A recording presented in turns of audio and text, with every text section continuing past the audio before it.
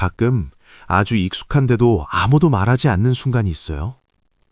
방 안이 한 골 때문에 갑자기 들썩이는데 나는 그냥 가만히 앉아있고 머릿속은 비어있는 느낌이에요. 즐겁지도 슬프지도 않고 왜 내가 흥분한 척을 해야 하는지 잘 모르겠어서 조금 어색해지죠. 주변 시선은 마치 내가 뭔가 굉장히 중요한 걸 놓친 사람처럼 향해 오지만 정작 내 안에서는 이 소란이 나와 크게 상관없는 소음처럼 느껴질 뿐이에요. 이런 순간을 겪고 나면 혹시 내가 감정의 어떤 조각을 빠뜨린 건 아닐까? 아니면 내 머리가 다수와는 다른 주파수로 작동하고 있는 건 아닐까 하는 생각이 스치기도 해요.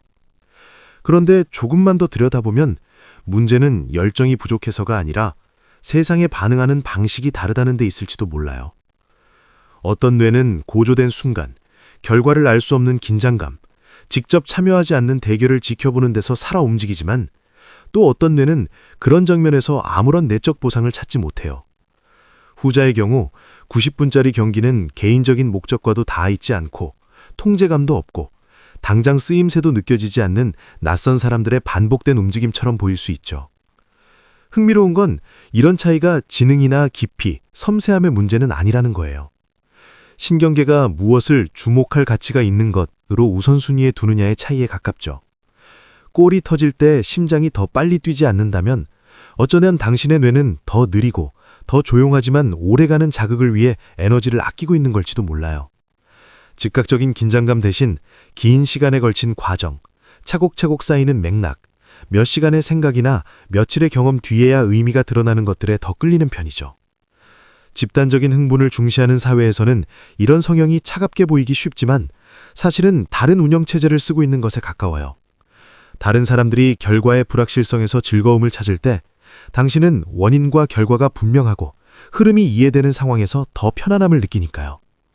이 어긋난 리듬 때문에 때로는 보이지 않는 압박이 생겨서 관심 있는 척을 하고 따라보고 팀 이름을 외워야만 대화에서 밀려나지 않을 것 같아 스스로를 몰아붙이기도 해요. 하지만 잠시 멈춰서 솔직해지면 당신을 지치게 하는 건 규칙을 몰라서가 아니라 남의 감정을 대신 소비하고 내 것이 아닌 역할에 들어가야 하는 그 과정일지도 몰라요. 이렇게 바라보면 스포츠에 대한 무관심은 빈자리가 아니라 당신이 더 조용한 곳에서 심리적 보상을 찾고 있다는 신호처럼 보이기도 해요. 스스로 해보고 스스로 이해하고 자기만의 리듬 안에서 온전히 살아있을 때 비로소 찾아오는 만족을 향해서요. 조금 더 깊이 들어가 보면 사람들이 잘 알아차리지 못하는 층위가 하나 있어요. 바로 어디에 속해 있다는 감각이고 스포츠는 우연히도 그걸 아주 빠르고 효과적으로 만들어주는 지름길이 되곤 하죠. 많은 사람이 같은 색의 유니폼을 입고 같은 이름을 외칠 때 그들의 뇌는 단순히 경기를 보고 있는 게 아니라 하나의 결속된 의식에 참여하고 있어요. 그 순간 개인의 경계는 흐려지고 자아는 군중 속으로 스며들며 외로움은 잠시나마 누그러져요. 하지만 스포츠에 큰 관심이 없는 사람들에게서는 이 작동 방식이 아주 미약하거나 거의 느껴지지 않기도 해요. 그들은 다수 속에 섞일 때 자신이 확장된다는 느낌보다는 오히려 나와 타인 사이의 선을 또렷하게 인식하는 경우가 많죠. 타인의 승패에 기반한 거대한 집단에 자신의 정체성을 얻는 일이 이들에게는 안정감을 주기보다는 때로는 불편함으로 다가와요.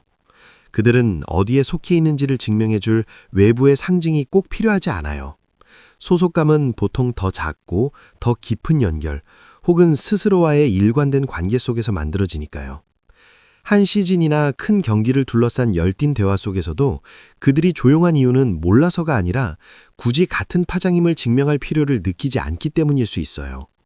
같은 상대를 미워하고 같은 팀을 사랑하며 생기는 흥분 대신 그들은 한 사람 한 사람의 차이, 각자의 이야기에 더 민감하게 반응하죠. 그래서 우리와 그들이라는 구도에 쉽게 휩쓸리지 않고 집단 감정에 과도하게 자극받지도 않으며 하나의 상징 때문에 의미 없는 논쟁에 끌려 들어가는 일도 드물어요. 빠르고 얕은 관계가 많아진 현대사회에서 스포츠는 참 편리한 접착제가 되었습니다.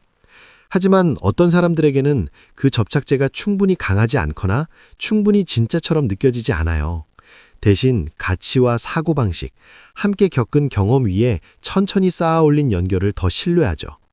이 선택이 그들을 멀어지게 만드는 건 아니에요. 오히려 연결의 방식이 더 선별적이 되는 거죠. 수천 명의 박수를 동시에 받지 않아도 한 팀의 승리가 없어도 그들은 자신의 하루가 헛되지 않았다는 걸 알고 있어요. 그리고 이런 독립성 때문에 때로는 차갑고 다가가기 어렵다는 오해를 받지만 실제로는 손에 닿고 마주 앉아 이야기할 수 있고 책임질 수 있는 관계에 감정의 에너지를 쓰고 있을 뿐이에요.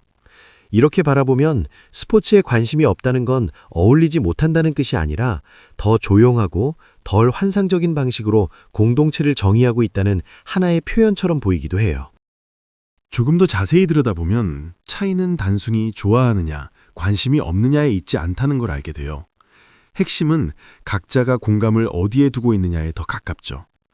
많은 사람들은 한 번도 만나본 적 없는 인물들, 직접 참여하지 않은 순간들의 감정을 실어보내고 그 과정에서 마치 자신이 경기장 한가운데 서 있는 것 같은 생생함을 느껴요. 하지만 스포츠에 마음이 잘 가지 않는 사람들에게는 그 감정의 흐름이 그 방향으로 흘러가지 않는 경우가 많아요. 매일이면 또 다른 경기로, 또 다른 시즌으로, 더 자극적인 이야기로 대체될 결과에 많은 마음을 얹기가 쉽지 않죠.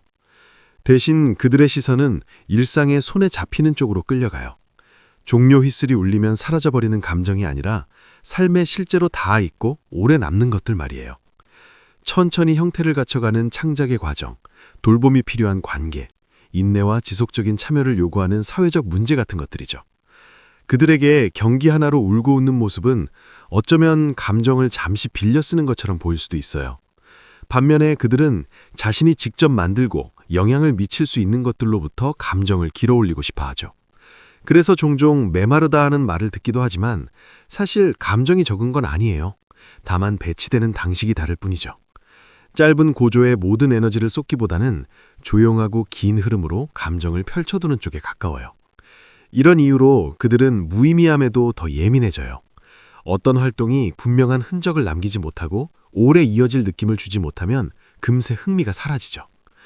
다른 사람의 즐거움을 가볍게 여겨서가 아니라 자신 안의 기준이 시간과 의미 사이에 더 깊은 연결을 요구하기 때문이에요.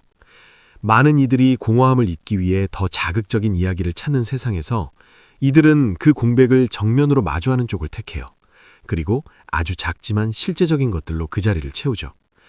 여러 세대를 거쳐 반복된 서사에서 감정의 폭발을 찾기보다는 천천히 무언가를 만들어가는 과정에서 자기만의 온기를 발견해요. 이렇게 보면 스포츠에 대한 무관심은 감정을 거부하는 태도가 아니라 감정을 어디에 남겨둘지를 스스로 선택한 결과처럼 느껴지기도 해요. 오래 곁에 있을 것이라고 믿는 것들에 감정을 아껴두는 선택 말이에요. 스포츠에 큰 관심이 없을 때 따라오는 결과 중 하나는 자존감이 닻을 내리는 위치가 꽤 다르다는 점이에요.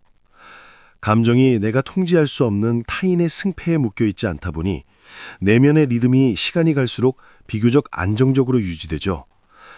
이들은 어젯밤 경기 결과 때문에 아침부터 기분이 가라앉는 일도 드물고 집단의 승리가 있어야 오늘이 어제보다 나아 보이는 것도 아니에요. 스스로에 대한 평가는 눈에 바로 보이지 않는 기준에서 쌓이는 경우가 많아요. 자신에게 얼마나 솔직했는지, 일이 얼마나 느리더라도 꾸준히 앞으로 나아가고 있는지, 끊임없이 산만해지는 세상 속에서도 집중을 지켜낼 수 있는지 같은 것들이죠. 그렇다고 삶에서 감정이 옅은 건 아니에요. 다만 감정의 진폭이 극단적으로 흔들리지 않을 뿐이에요.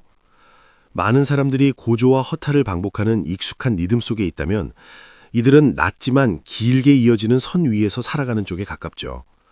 집단 감정의 파도에 덜 휩쓸리고 그만큼 스스로 선택하지 않은 것들로 인해 정신적으로 소진되는 일도 적어요. 시간 역시 경기 일정이나 뉴스 족보, 끝없는 논쟁에 잘게 쪼개지기보다는 더 온전히 머물 수 있는 순간들로 모여요. 한 생각, 한 권의 책, 아직 답이 없는 질문 하나와 몇 시간이고 함께 있어도 굳이 소음으로 채워야 할 필요를 느끼지 않죠. 끊임없는 자극과 바쁨을 미덕처럼 여기는 사회에서는 이런 가만히 있음이 수동적으로 보이기도 하지만 사실 그 안에는 꽤 높은 수준의 자기 통제가 필요해요. 모두가 타는 파도에서 한 발 비켜서 있으면서도 중요한 걸 놓치고 있다는 불안을 견디는 건 쉬운 일이 아니니까요. 하지만 바로 그 점이 이들에게 삶을 붙잡고 있다는 감각을 남겨줘요. 속도는 느리고 겉으로는 화려하지 않더라도요. 이들은 승리의 감정을 빌려 내면의 결핍을 메우지 않아도 돼요. 이미 대부분의 에너지가 충분히 단단한 기반을 만드는 데 쓰이고 있으니까요. 자세히 보면 이것은 무관심이 아니라 하나의 절제에 가까워요. 손에 닿는 것, 오래 돌볼 수 있는 것에만 감정을 투자함으로써 마음을 소모시키지 않고 지켜내는 방식이라고 할 수 있어요. 어느 순간부터는 질문이 달라져요. 왜 어떤 사람은 스포츠에 그렇게 빠져드는지, 왜 어떤 사람은 끝까지 무심한지가 아니라 각자의 관심이 서로 다른 삶의 필요를 어떻게 채우고 있는가에 가까워지죠. 경기장이라 점수판에 마음을 빼앗기지 않는 사람들에게 세상은 더 심심해지는 게 아니라 조금 더 조용해질 뿐이에요. 그 조용함 덕분에 오히려 자기 안에서 일어나는 작은 움직임들이 또렷하게 들리기도 하죠. 존재를 확인하기 위해 폭발적인 순간이 필요하지 않아요. 오늘이 어제와 어긋나지 않고 이어지고 있다는 감각, 그 연속성에서 살아있다는 느낌을 얻으니까요. 그 리듬 안에서 의미는 한 번의 결정적인 장면으로 떨어지지 않아요. 눈에 띄지 않는 선택들이 차분히 쌓이면서 누가 보든 말든 천천히 만들어져요. 열정을 소리의 크기로 재단하는 사회에서는 이런 차이가 쉽게 오해되지만 조금만 오래 바라보면 표면은 잔잔해 보여도 아주 깊게 살아가는 사람들이 있다는 걸 알게 돼요. 그들은 어느 편에 서지 않아도 자신이 누구인지 알고 누군가의 승리가 없어도 스스로의 가치를 느끼며 집단적인 이야기로 개인의 빈틈을 채우지 않아도 괜찮아요. 오히려 비어있는 순간이 찾아오면 그걸 억지로 덮으려 하지 않고 그대로 마주하죠. 공허함도 내면의 자연스러운 일부라고 믿기 때문이에요. 주의를 붙잡기 위해 경쟁과 자극이 끊임없이 설계되는 세상에서 이런 간접적인 대결에 끌리지 않는다는 건 때로 아주 드문 자유가 되기도 해요. 어디를 바라볼지, 어떤 감정에 마음을 둘지, 무엇에 시간을 쓰며 살지를 스스로 선택할 수 있으니까요. 이렇게 보면 스포츠에 관심이 없다는 사실은 열정의 크기를 말해주는 게 아니라 각자가 살만한 삶을 어떻게 정의하는지를 보여주는 신호에 가까워요. 어떤 사람은 함성 속에서 자신이 더 큰 무언가의 일부임을 느끼고 어떤 사람은 하루가 자기 안의 리듬과 어긋나지 않게 흘러갔다는 것만으로도 충분하죠. 어느 쪽이 더 낫다고 할 수는 없어요. 그저 다를 뿐이에요. 그리고 모두를 같은 관심의 틀 안으로 끌어들이려는 걸 멈출 때 우리는 비로소 사람들이 의미와 평온 그리고 소속감을 찾아가는 방식이 얼마나 섬세하고 다양한지, 이 세계가 얼마나 필요 이상으로 시끄러운 집까지 함께 보게 되는지도 몰라요.